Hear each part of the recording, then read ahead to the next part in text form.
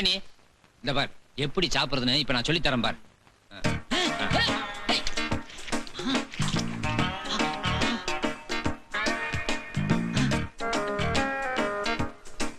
பிடிச்சா சாப்பிடணும்.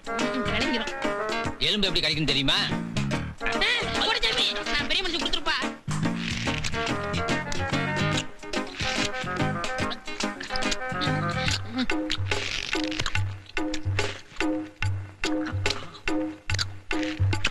இப்படித்தான் எலும்பு கழிக்கணும்.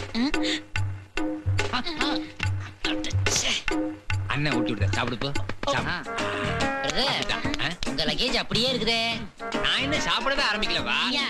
தம்பி எப்படி சாப்பிடணும்னு சொல்லி கொடுத்துட்டு இருக்கேன். ஆமா நீ சாப்பிடல? வேறு இறை எவையா திம்பா? கேளு நீ சாப்பிடு. நீ சாப்பிடு.